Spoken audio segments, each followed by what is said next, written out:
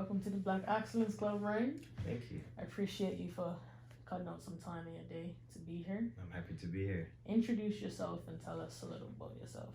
So my name is Ryan Robinson-Perinchief. I am the founder of Future Leaders Bermuda, which is registered charity number 1009. It started as the Future Leaders Program, which was an initiative that was launched in 2017 to empower young people and equip them with some set of skills to hopefully help them on the path towards leadership and self-development. Other than that, my academic background, I studied law and a master's in public policy. So I'm just finishing up now my studies, and beyond that, I just like to help out in the community and engage in a variety of different projects that are all about empowering young people and helping us to take our roles as leaders in the community. Okay, good stuff. It seems that you have a passion for politics. Does that have anything to do with why you created the Future Leaders Program? I would say from a young age, I was encouraged to be politically active. Not necessarily just in party politics, but I think active in my community generally, standing up for what I believe in, being a critical and independent thinker. So I would say my passion is more so about that, and politics is just the avenue for it, right? As it relates to future leaders, though, I think it was less so about politics and more so about getting young people to care, getting young people to have a sense of empowerment and ownership over the issues in the community. So for me, the impetus behind the Future Leaders Program was more so about recognizing that there are a lot of social and community issues that we have that I think young people feel like they don't have a say in or even have an understanding about. And so the idea behind the program was, well, if we can sit and talk about these issues and have a level of education around them, now we don't look like these are issues that we have to run from.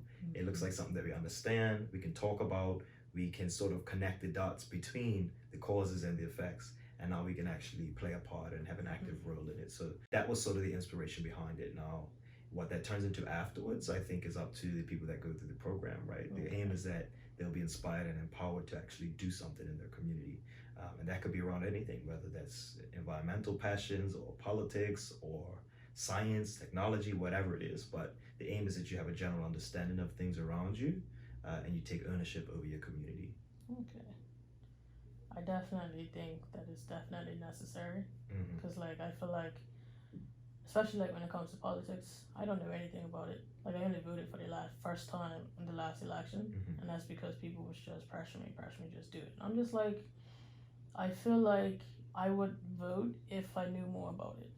If I knew more of what's going on behind the scenes and why people are for this party and why people are for that party and this things like that. But as for now. Yeah, some of that might be intentional, right? It's a lot easier to maintain the status quo when the general population have no idea what's going on. Yeah. So you're just being affected by things rather than affecting things. So if we can sort of get in the room and talk about these issues and we feel like we have a general understanding, then you feel a lot more confident sort of speaking up about it, right? Because you're coming from a place of understanding. Yeah. How old were you when you created the Future Leaders Program? So Future Leaders was started in 2017. I would have been 21 years old at the time. Okay. So you started this program while you was in university? Yeah, I was in my second year of law school, and I was looking at situations back in Bermuda that I was not happy with at all, and I felt like I needed to do something. I'd always wanted to do something, but I didn't exactly know what that avenue looked like. And once I thought about the fact that I had a general understanding of some issues and there were young people who maybe wanted to be involved but needed somewhere to start, then I said, well, let's start with a summer program that will help teach young people about what the issues are, but in an interactive way, not in a lecture type way, not in a boring way, but actually sit and sort of have a servant leadership type mentality and looking at the issues and being immersed in all of that. So yeah, I took some time out during my Easter break and sat and planned and just made out a checklist of, what are the things I need to get started, and I explored that. And then come summertime, we tested it out and we had our first program. And now we've had 3 since. We're on year 5 now. And we just keep going from there. All right, so it's more like a summer program, or is it throughout the year? So it started off as a summer program, but I think what the students wanted after that completion of the program was they said, what's next? Well, what do we do now? Right. And so that's something that had to be developed organically because I was still in school at the time, so I couldn't just say, okay, well, here's what we're doing now. But over the years, it's developed and grown, and now it's turning into an all year round program. So it went from the summer program to just doing sort of ad hoc events. You know, once in a while, as things popped up, other opportunities would come, and we take the students and we do things with them. But now, for example, we're launching a mentorship program which will run throughout the school year. Nice. And teach different life skills. So they will have had sort of a solid understanding in the summer program about what are the issues and what's my role in it and what's the community and all these things. And now with the mentorship program, it's about working on the skills and the capacity and learning a variety of different things that are going to help them in the next step. Okay, nice. What was the process of creating the Future Leaders program? You said you created a list and you had to make sure you checked off each one. So what was like the thought process into creating that list first and then actually doing it? So I think the most important thing is taking it step by step. For me, that was starting small and growing organically. So like I said, the original concept was just a summer program or summer camp. So I really sort of looked at business models and business plans for summer camp. And I looked at, okay, you need location, you need teacher, you need staff, you need education materials, so I just kind of looked and mapped it out that way. I did a bit of a business plan around, you know, if this was something that we didn't get funded for and I wanted to make it a social enterprise or whatever, just like for paid summer camp, you know, what would you need in order to let it run with myself and a teacher and materials, and if you were doing field trips, transportation. So I did a bit of a business plan. And then I just started with the first step. You know, I ran around and I said, okay, where can we have the program potentially? I asked around about location, I asked around about funding, I asked around about transportation, and looked at and priced it that way. And then the next step would have been developing the actual curriculum. So once we took that first step, then I had to sit and say, well, what do we want to teach during these 3 weeks? So that was a process in itself of just thinking and coming up with topics, materials, curriculums, getting different articles and putting them together, making a sort of a binder or a textbook per se. And then after that, you had to find staff, you know, who else would be involved. And that's something it's taken years to develop. You know, we started with one teacher and myself. And over time, you know, other people come along and they see the vision. And we now have a team of 7 young people that are involved in delivering the program and getting it to charity status. But yeah, I mean, it's about starting with the first step, right? So you said now you have a group of 7 people. Are these 7 people that have been in the program before, or just people that just want to join? So for the first time last year, we had 2 individuals who had gone through the program that had come back and taken place. So the year before that, we also had 1 student who had come back and assisted. But they've grown into the role. So 2 of the members of the team are persons who were 5 years ago future leaders going through the program, and now they've come back to help out.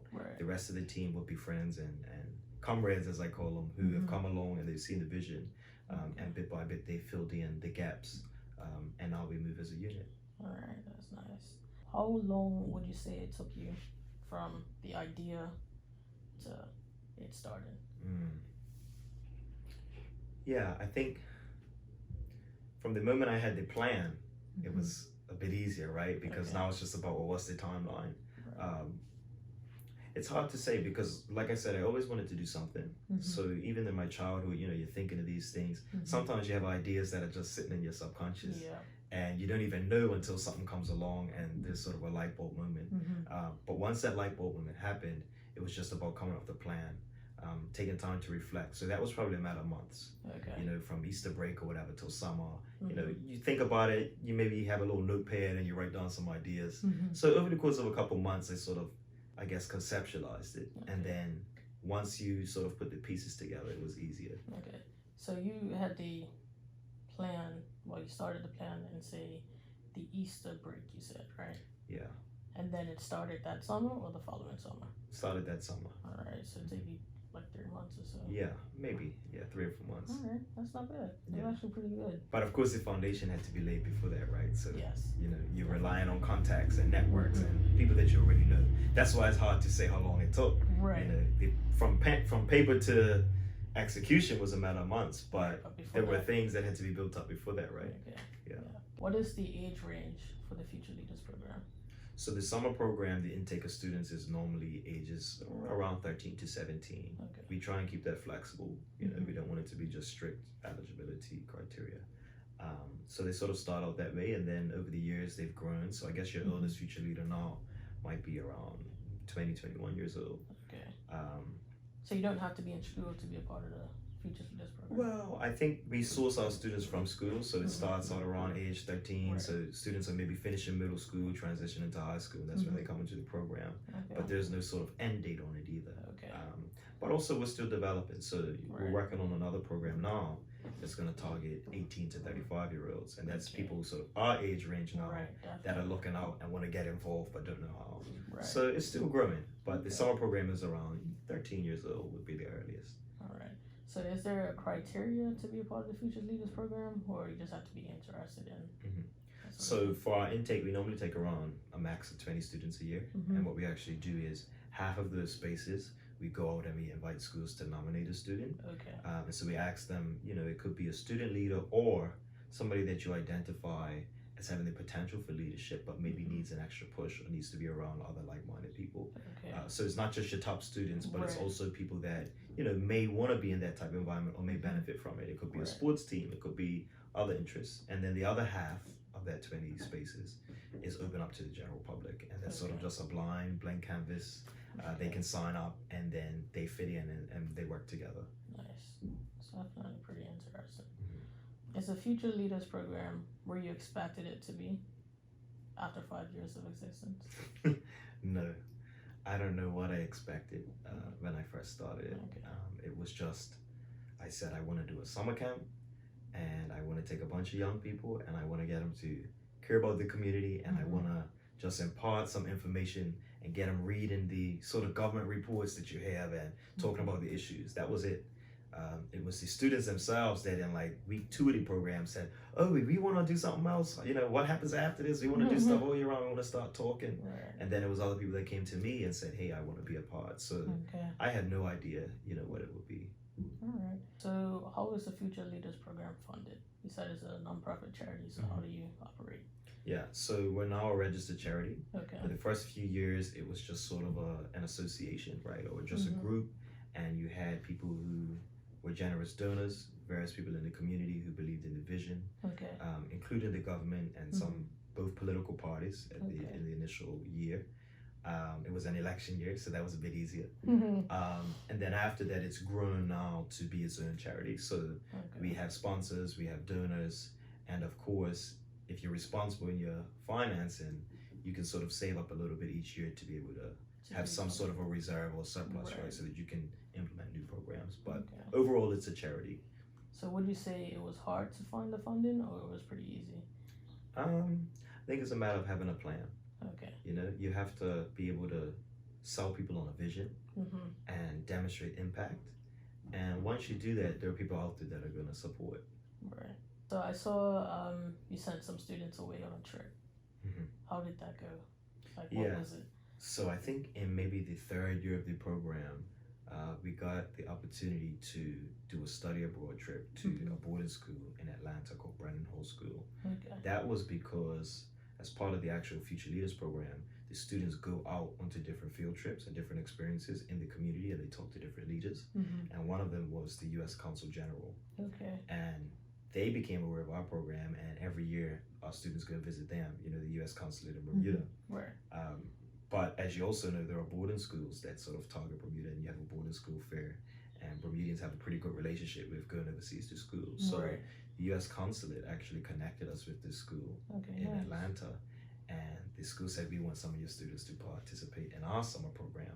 Okay. And so what we do is, after students have finished the Bermuda Future Leaders program, that summer, the next summer, they're eligible to be able to go and attend the Brennan Hall, where they get to live on their own for 3 weeks, and it's sort of a level up in the sense of you're living by yourself, you're in a boarding school, almost like a university type environment. Right. Yeah. So was that how was that funded? Was that a complete donation by the school, or how did that So go? they have their own tuition fees, but because of the relationship we have with Future Leaders and the school, they actually give a bit of a scholarship. Okay. So the students will fundraise some, but a large amount of that is actually discounted by the school, and then we help to fundraise as a charity the students for their airfare and the travel and the other costs. Okay. Yeah. Did you go to one of those programs? When I was young, I went to a similar program, and that's sort of one of the things that helped me to structure the Future Leaders program. I used to go every summer to a different sort of academic enrichment program.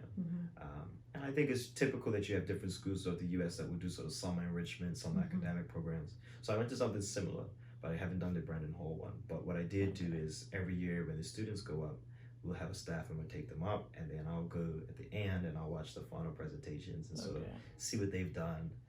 And then we come back together. Nice. So do you have like a board of directors that work with you? Sort of what's our structure of governance? Yes.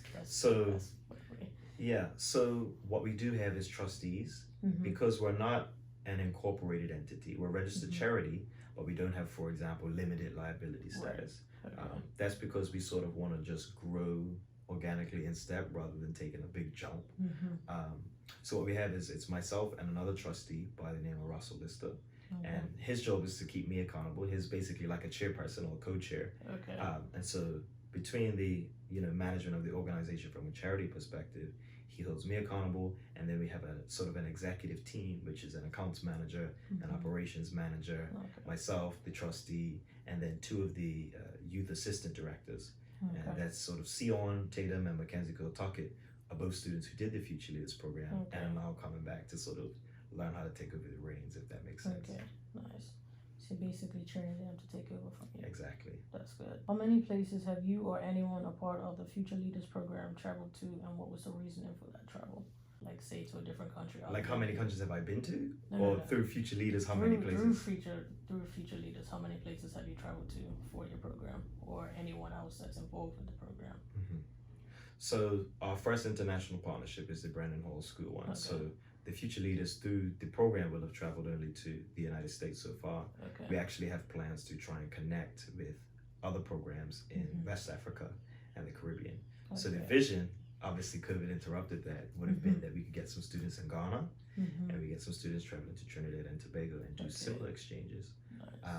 I've also traveled to the UK because I was nominated for a Commonwealth Youth Leadership Award, and that was affiliated to Future Leaders because of the work that was done in Bermuda, and supported the Sustainable Development Goals around education and community involvement. So we were nominated for an award, and we were showcased at the Commonwealth in London. Very good. That's very good exposure as well. Thank you. Yeah, I noticed on the Instagram you guys had a lot of photos with the BIU president. I think it's the president of the BIU. How does he help out the Future Leaders program? So as I said, for Future Leaders, we have sort of sponsors and donors. And I also like to call them community partners, because the nature of the program is that we go out into the community and we visit different charitable organizations, we talk to different leaders in the community, and part of that is the Bermuda Industrial Union. So we have a strong relationship with them from the very beginning. They supported us.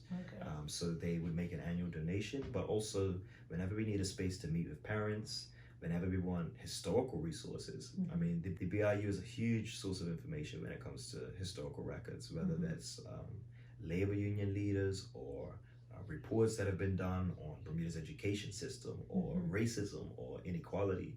And so the late Miss LeBron Ferber, who passed, was really a bridge in that sense, because the students could go to her, and we do one field experience, for example, where the students go through town and they interview residents on how they feel about community issues. And we always make a point to stop at the BIU, because those elders would sit up there and they could tell you just about anything that was going on. So we always made it a point to stop at the BIU.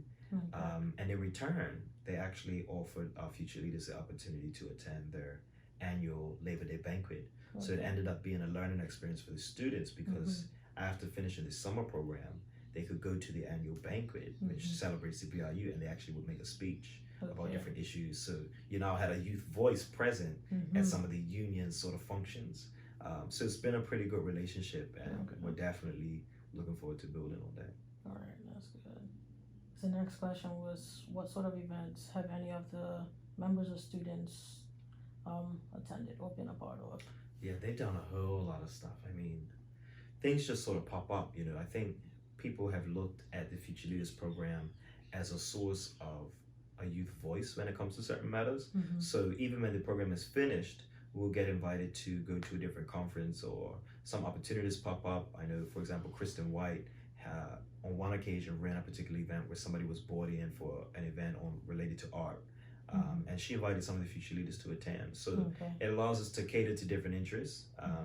One time we were nominated for the Bermuda Small Business Awards. I think we got runner-up. And two of the future leaders attended that because I was overseas. So they said, hey, you want to go represent us? And they dressed up. And so it's about giving them exposure as well. But ultimately, all sorts of events, speeches, conferences.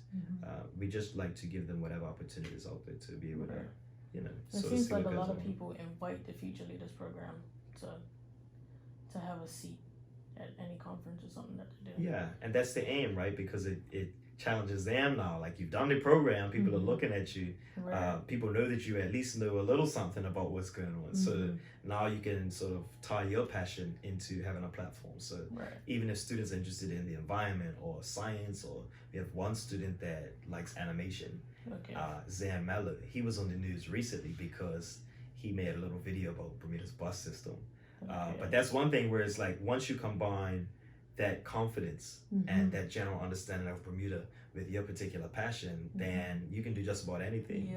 So definitely. Is there anything you'd like to talk about that we have not already mentioned about the Future Leaders program? Honestly, I would just say we're grateful.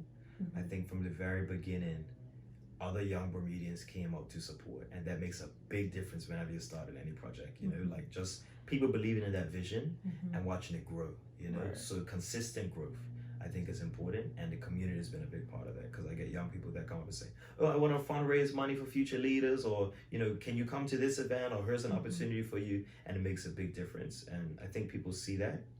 And the other thing I would say is that we're still growing, you know. We have been asked by people my age, you know, well, I see that you have something for, you know, the younger students, but I'm 28 and I don't know anything about Bermuda. That's what people would say. Oh, I'm 35 and I'm still trying to figure out. So we're working on something that can connect that as well, because I really think it's not just about the future leaders that are coming up in the school system, but it's also about people in our generation and understanding sort of our mission to take over and to lead Bermuda to high heights as well. And I think a part of that means that as a charity, we have to be responsive to people that are our age as well, that have not had the benefit of going through a school system or a program like this. How do we sort of catch up so that we can engage as well? So I would say look forward to, you know, working with us on that as well.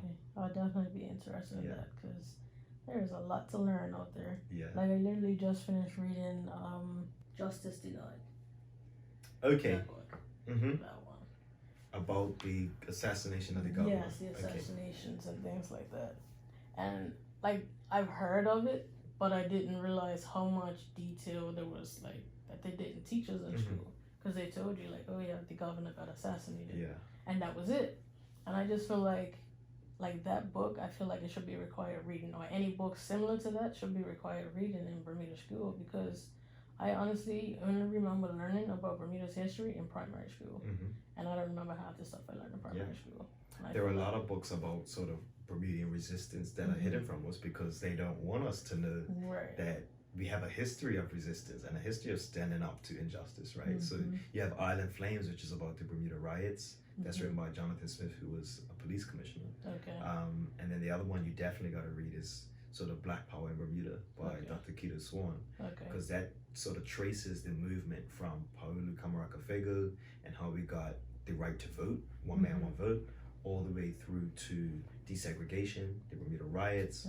We had the first Bermuda hosted, which is something we don't even know, the first international Black Power conference, where people came from all over the world to Bermuda as a convention, right, to talk about, you know, Marcus Garvey and all across the Caribbean and all of that. You know, Marcus Garvey was banned from coming to Bermuda. He had to speak from a boat because they wouldn't let him land. So it's so much history. Bermudians have been captains on his ships.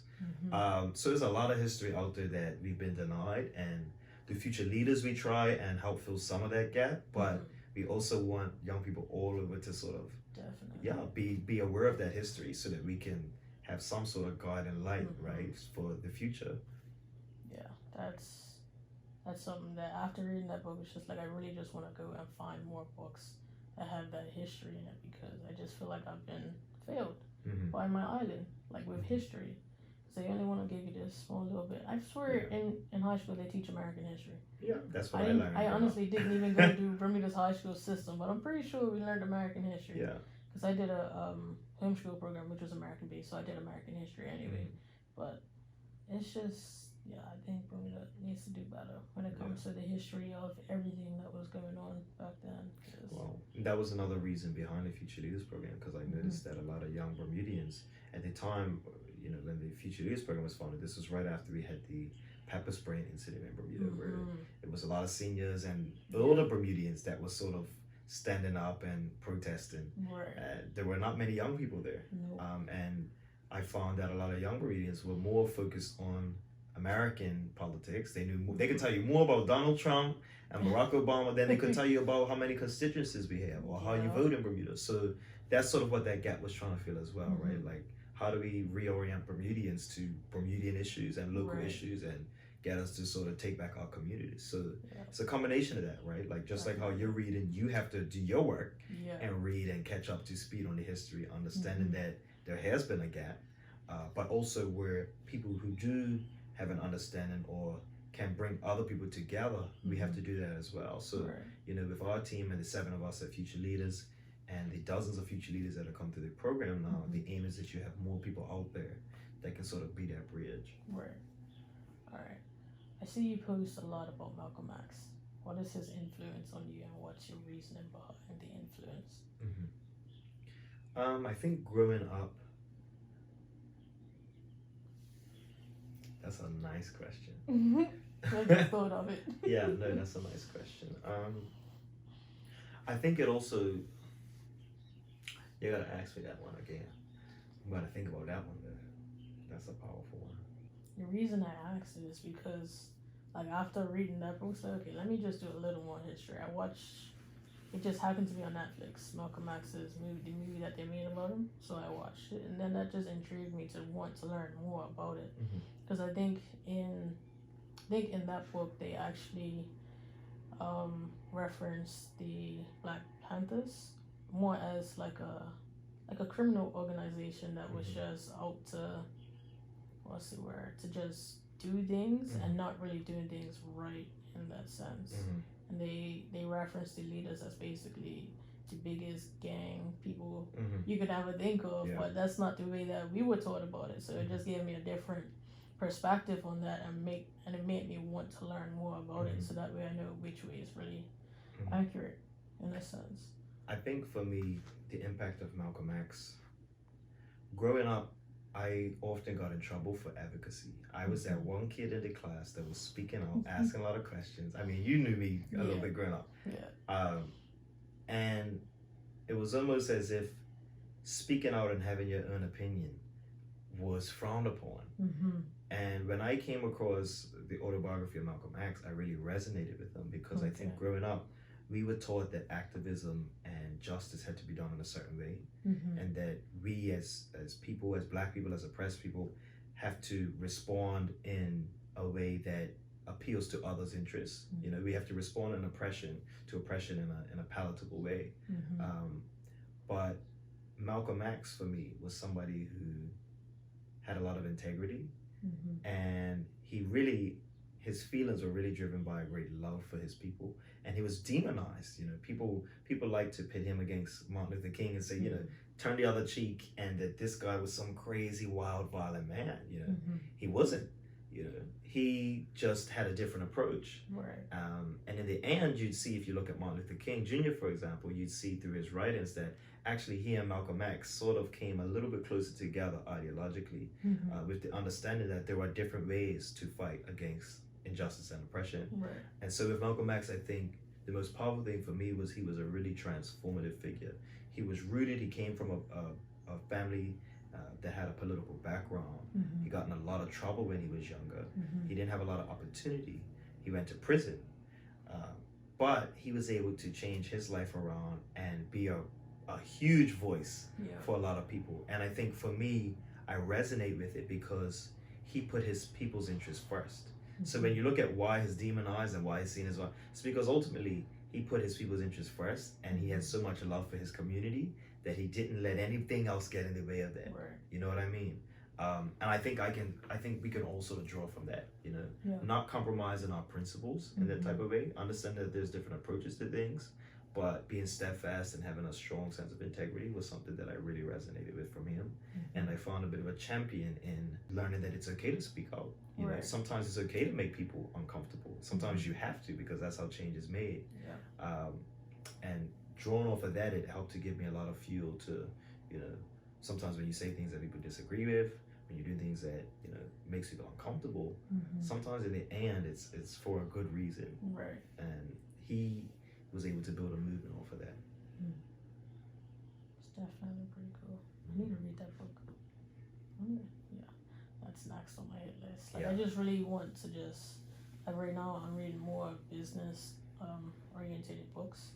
But next, once I get through that, once I get my businesses where I want them to be, history is where it's going to be next for me. I think they go hand in hand too, right? Because for anybody who's trying to make community change, and that's one thing I noticed with our generation, I think we're the financial freedom generation, so that everybody's about getting their bag and all the rest. And a lot of people try and tie that with liberation, and they feel like, okay, you know, I have to get money so that I can then be a community activist, or I need to get rich and be independent so I can do what I want to do. But one thing I've learned is that those things really go hand in hand. If you look at all the scholars, if you look at all the sort of the black figures in the past and the writings about strategy, if you look at historical movements, you learn that, you know, they say black capitalism alone can't save us, right? It's not just about the money, because what you end up with is people who are successfully financially, but by the time you have that financial success, the things that you may have compromised, the things you may have done to get to that path, right, makes you a completely different person, and you completely lose sight. You know, what am I rooted in? What's your ideology to start with? So I think we have to sort of do things in tandem. You know, yes, we have to work towards financial freedom and independence, but you have to know what's in here, right? Because that's what's going to stop you from falling off track. And that's one thing that I think we miss, because we're in survival mode. You know, we're trying to just afford to live in this country, right? So you're like, this is what I'm focused on. But that's how they get you. That's the whole point, right? You're so focused on making money and surviving that you're not worrying about how your school's doing and how your community is functioning, and violence and crime and inequality. So, you know, you have to have a firm understanding of what the issues are and how they were caused. Because if not, you might just end up falling in the trap of just making money, but exploiting your community in the process, right? So you're absolutely right. I'll do that for my next goal, and put more history. Like, do half and half. Like, you know? And both. I mean, there are some powerful books that I've read that teach you all about economics and finance, but from the perspective of liberation. You know, Walter Rodney, How Europe Underdeveloped Africa. It's all an analysis of, you know, the oppression that went in Africa and colonialism and how it was exploited economically. And in that, there are so many lessons you can learn about development, about independence, about financial freedom, right? So it's also about changing our approach to not just put it in a box, you know? A lot of these people that were activists in the community, they went to university. They were, you know, Huey P. Newton had a doctorate in I think sociology or engineering or all sorts of different things these figures had. So, you know, they're not just speaking from a place of like rise up and fight. Like they had strategies, they had visions, they had plans, and I think we can learn from all of it. Okay, definitely need to get on that. What advice would you give to 18-year-old you about what you're pursuing and doing now? So what would I tell my 18-year-old self? Yeah. Ooh. Like, what were you doing when you was 18? I think I was in Brazil. 18, I would have been finishing high school. I would have been finishing high school, and then I went to Brazil for a year before I started law school. For your gap year? Yeah. What was that experience like? In Brazil? Yeah. It was a chance to experience a different culture, and I definitely got that. It was a year to sort of, that's actually when I read the autobiography of Malcolm X. And a few other books, Destruction of Black Civilization. So I really liked, I mean, that year was a chance to reflect, read, and get a firm ground, which in many ways prepared me for going to school in England. Because that's a whole different world, right? And I was at Durham, which is up north. It's not very diverse. It's one of these sort of British elite institutions. And I think if I didn't have that year beforehand to sort of think about who I was as a person and my identity, it would have turned out completely different. Yeah. Okay. Do you have any advice for your 18-year-old self that you can think of, like the experiences that you went through now? If I could talk to my 18-year-old self, I'd probably say trust the process. Mm-hmm.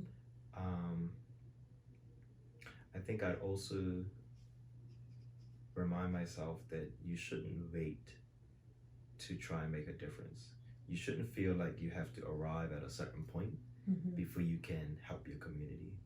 I think when I was 18, one of the things I was grappling with was being outspoken and writing. I think a few years later, when I first started university, I started writing political columns. Right. And that's when I started, speaking out and Mm-hmm. giving my opinion on different issues that were happening. And that was a bit of a dilemma for me, because there's a part of you that is afraid. Mm-hmm. What about my scholarships? What about summer jobs? What about? Right. But it never ends, and that's what I had to realize. And it was a brethren that told me that. My boy said, "Well, if you're waiting until you get to this level, it's always going to be something else, because you might finish your scholarship, and then it's, well, what about my job? And then you get your job, and it's like, well, what about my promotion? What about?" So there's always another carrot stick to chase that will stop you from doing what you really want to do, right? Or to help your community, to use your voice. And so if I could talk to my 18-year-old self, I'd just give that added encouragement to say, there's never a right or wrong time. Mm-hmm. It's, there's always a right time to stand on truth, and to say how you feel, and to get involved, and to serve your community. And you don't have to feel like you have to reach some sort of threshold. There's always something that you can do, Right. even if you're starting small and you're building up your confidence and your voice. Let's talk about the writings that you used in these columns. Like, what were they targeted toward? What were the columns that you were writing about? I should say. Yeah, so my first column, they were generally about things that were happening in Bermuda at the time. Mm-hmm. So my first one was because I went to an event in London with the Premier and the Finance Minister, and everybody came to visit. And I didn't really like the sentiments that were being impressed upon young people. I didn't feel like we were being actually given the attention that we needed. Okay. And so I wrote a column expressing how I felt about that.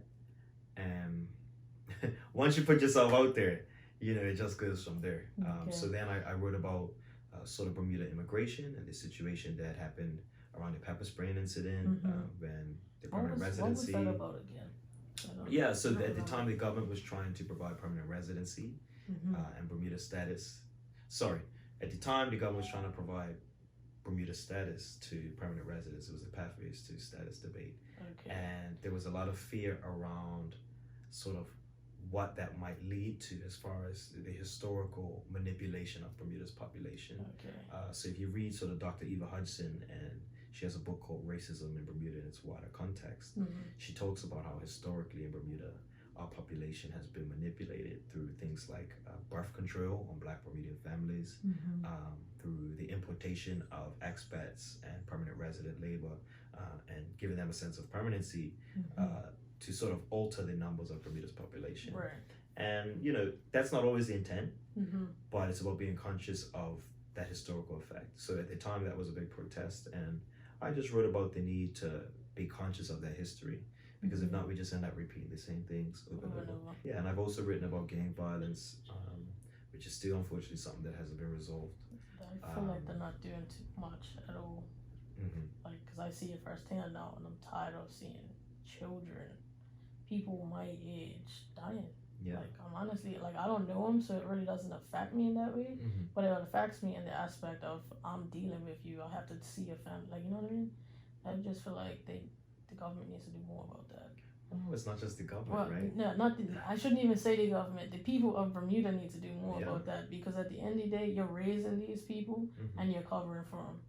You're enabling their behavior at the same time. You're not trying to help them change in any way. Yeah. And it's bad. That's a community issue, right? Because if you look at the root of violence, of the situation of not only Black males, but the Black family in Bermuda, at the core are issues of racism, historical oppression, a lack of autonomy over our destiny and control in our communities. And so it's really not a government thing, it's a we thing, Definitely. because the root, government can address symptoms, but the cause is at the core, you know. Yeah. So I've written a bit about that as well. You know, that's going to take a movement and a whole community who are understanding of the issues. We have to understand the why. What's the root cause? And that's one thing we always talk about in the Future Youth program. You know, when students talk and we talk about different issues, you know, what's the root cause? You got to keep unpeeling the layers. Right. Like when you really get to the heart of the situation, why is it happening? You know, and that's one thing that I also just try and do in my columns as well, is get to the root of it. Okay. I feel like there's not really many people in our age bracket that are doing things like that. And I feel like it's definitely needed because a lot of people listen to you.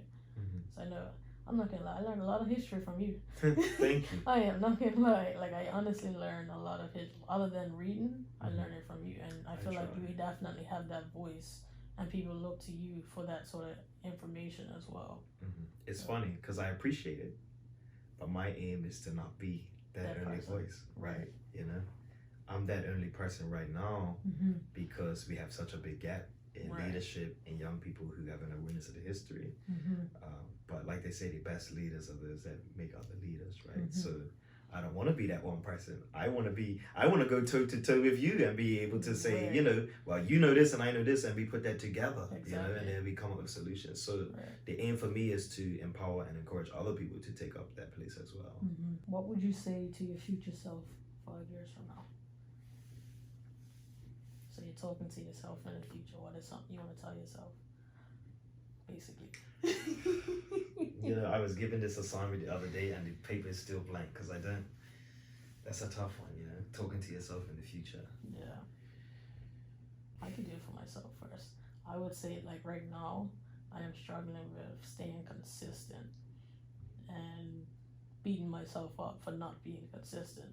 So, like, for me, like, 5 years from now, I'm telling myself, just stay as consistent as possible because everyone's consistency is different.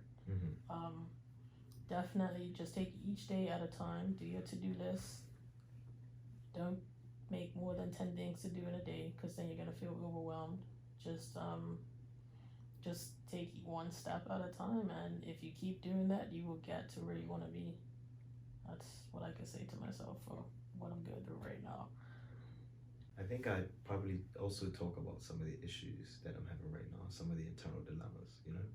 Right now I'm in a bit of a period of transition. You know, I'm finished my degree, and I think like a lot of other young Bermudians, I'm coming back home and I'm thinking about what's my place in Bermuda, what's my place in the world, how do I want to contribute. So I think if I were talking to myself in 5 years' time, I'd probably just give a self-reminder of my principles and my values, you know, because it's hard to predict how things are going to go and how things are going to play out. So I wouldn't want to put those big expectations out there and then you look back and something drastic's happened and you feel like a failure. So I think it'd be like, you know, have you been kind? Have you maintained your integrity? Have you stayed committed to the things that you said you would be committed to? Probably would tailor to a lot of those sort of value, what they call the soft parts about you. What's at your core, you know? Right. Because that way, no matter where you end up, you know, you can find your heart in it and you know, how it aligns with your vision, your higher sense of vision. So I probably give myself a self-reminder, you know, about who I am and where I come from and what's important to me. All right. So you're saying about transitioning back to Bermuda. What do you, like, what is your thought process of what it is you want to do? Are you looking for a job? Are you want to go into the Future Leaders program full time, or what does that look like for you, transitioning back to living in Bermuda? I mean, so from a professional perspective, I definitely want to become fully qualified when it comes to law and have a successful legal career. But I also want to make sure that I find the right balance of community impact. So Future Leaders, I don't see that being a full-time role for me. I see that being something that's passed on to the next generation, and that I can help guide and assist with. And then beyond that, there are other projects that I want to do. You know, one of the things that I've been exploring recently is the Roosters Book Club, and sort of just having a curriculum or a guide for other young Bermudians who want to get into liberation and history texts and things like that. Future Leaders is talking about planning like I said, some sort of program for 18 to 35-year-olds, Mm-hmm. and getting people in our generation involved, particularly people like me, young professionals who are coming back home. Mm-hmm. So I think, there are a variety of ways to get involved, and I see myself being fully committed to Bermuda, but it's just about how you find that balance, right? Okay. Where do you see yourself and the Future Leaders Program in 5 years' time? So for the Future Leaders Program, in 5 years' time, I'd like us to transition leadership over from my current team. I'd like us to go from sort of the executive committee to maybe like an advisory or supervisory board. Okay. We'll add an extra layer so that we can help guide the next generation to take the places that we have now. So in 5 years' time, I want us to be a full incorporated charity with a board that helps to oversee and supervise, and the future leaders that are going through the program now will have come back if they want and be running the show. Okay. Where do you see yourself 5 years from now? So professionally, I will have been called to the bar. As it relates to personal and community and everything else, hopefully a lot more progress has been made in getting other young people involved and educated and taking up their place in the community.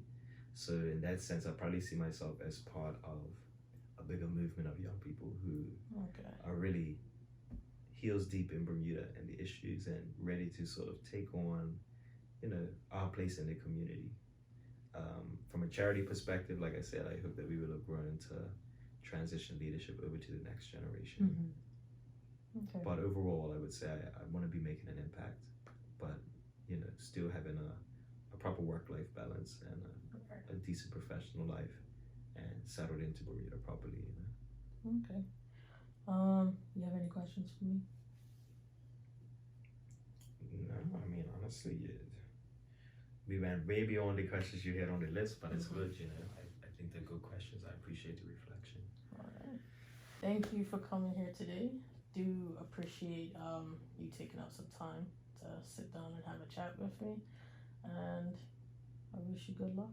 Thank you, And and all the everything else best that you with the podcast. Thank you very much.